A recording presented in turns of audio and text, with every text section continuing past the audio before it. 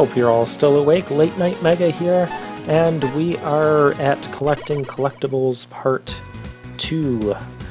And now that we have all the weapons, we'll check the magma, spread 3 flames, hold shoot to charge, can even melt ice. So hooray, it tells us what it does. And it is fairly powerful even in the non-charged state. And you can make use of the diagonals a little bit.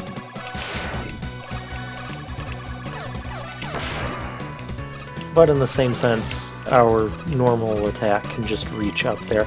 I'm not quite sure I like that design. I like the idea of needing a special weapon to hit those bugs at all times, really. I'm not going after that again. Just because, well, it makes the need of special weapons more apparent. And I think this guy doesn't like being rained out.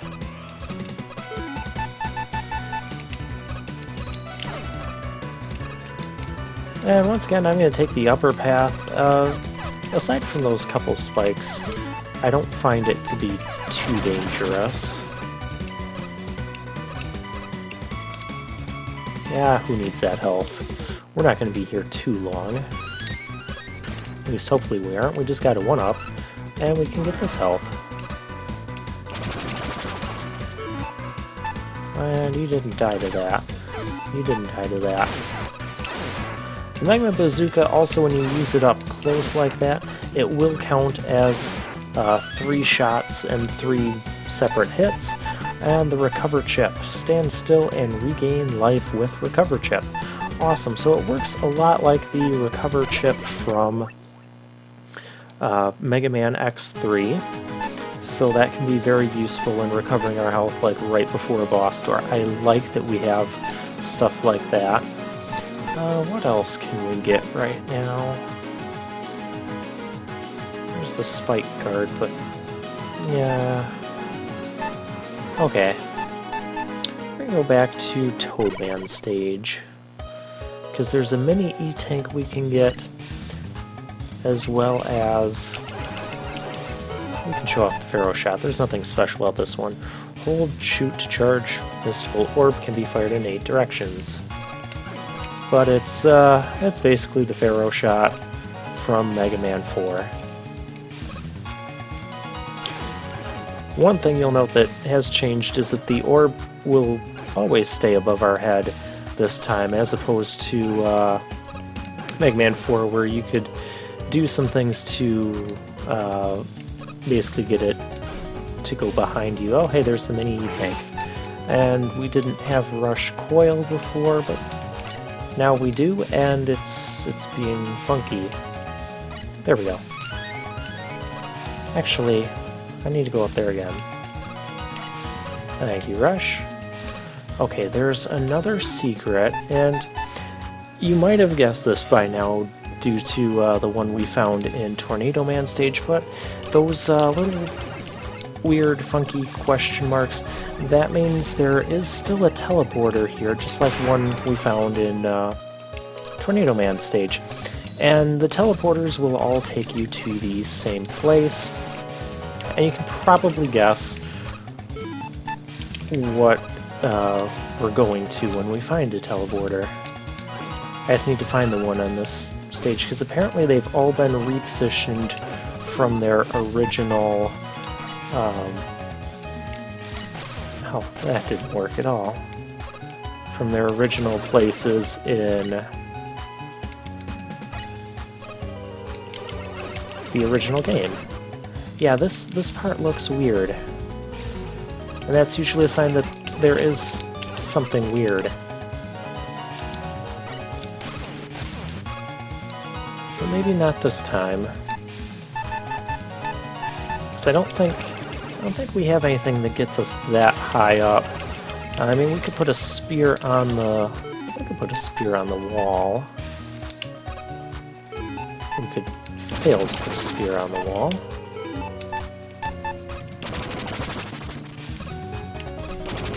Yeah, no. But it's worth checking because these teleporters, they're very very well hidden. I mean, this area was still here. There's no way we can...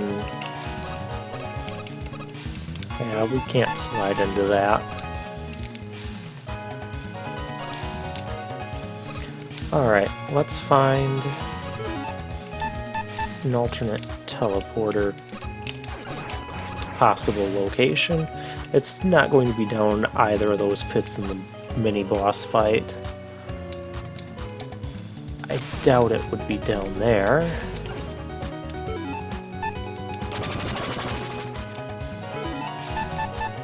I'm going to take Rush Marine just to be safe, and because I don't want to die off after having come this far.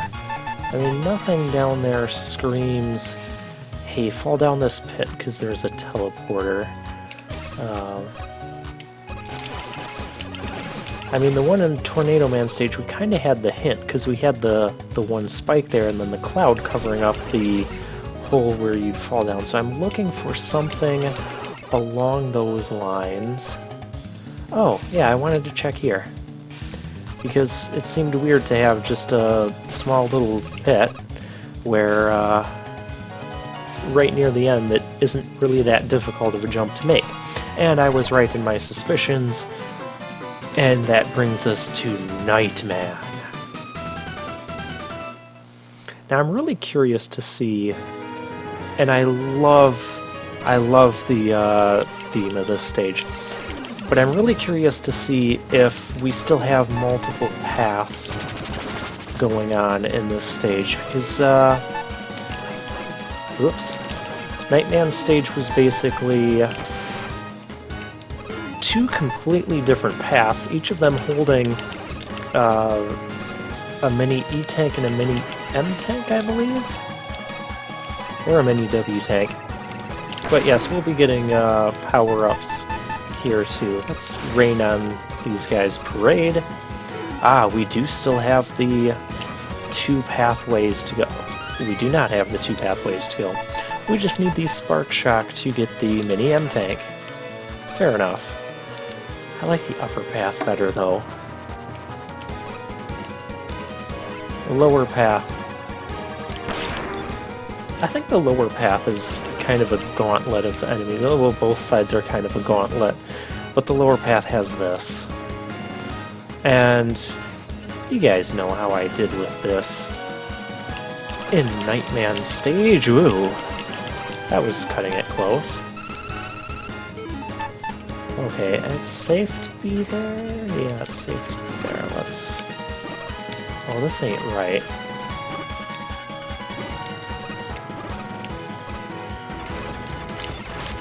I don't care, I got through it. And you can see that's where the E-tank is. And there's going to be a guy over there that's going to harass us. And he's not really going to stop.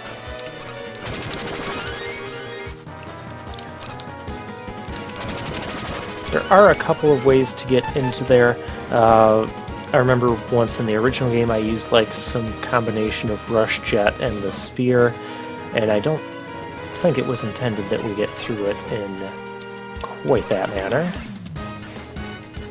Remember, I used a really weird method to get through there because I didn't have Tornado Blow at the time, and yeah, it was kind of amusing. I wanted to get that bat. But yeah, make a good use of your special weapons through here. I guess Magnet Missile's kind of good on those guys. And Hippo, you know what we do to hippos, we turn them into shish kebabs. So yeah, we're fighting like all kinds of mini-bosses in this stage. Now, in the original, there was a path down there that led to an alternate route. I wonder if that's still there or not. I guess we'll find out. And the upper path is the remnants of the upper path route in the original, which you would need Sparkman's weapon to go up. But in this version, that just got us... Well, there was no extra path, it was just the item. And you can see that there is an alternate path down there, and we still don't have a weapon to break that. Well, that kind of spoils what it takes to break that open.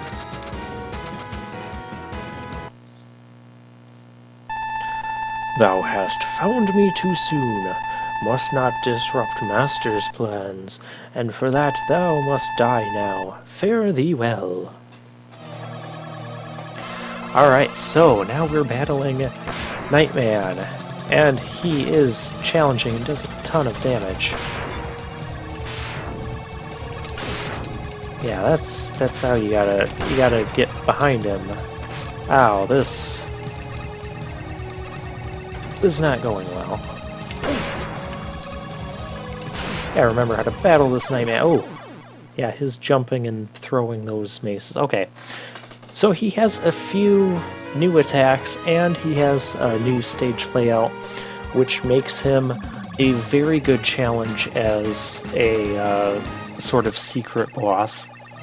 And I also like how the intro stage hints that we can battle Nightman in this game.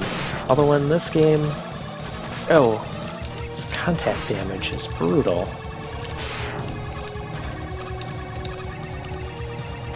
I need you to jump appropriate distances. Those are not appropriate distances.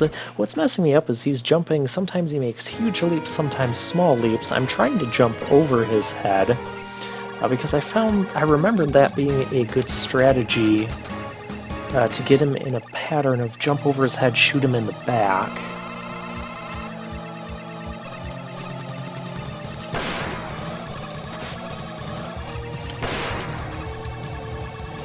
Like that. And then when he uses that attack, just kind of stay away from him. If he's going to make a big leap, let him make a big leap.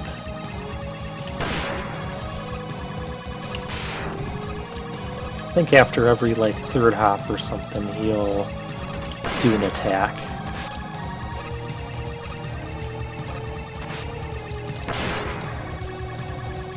Oh, I thought I was going to do a bigger jump than that, and that gets us game over. And if I select continue, well, I'm back in Toad Man stage.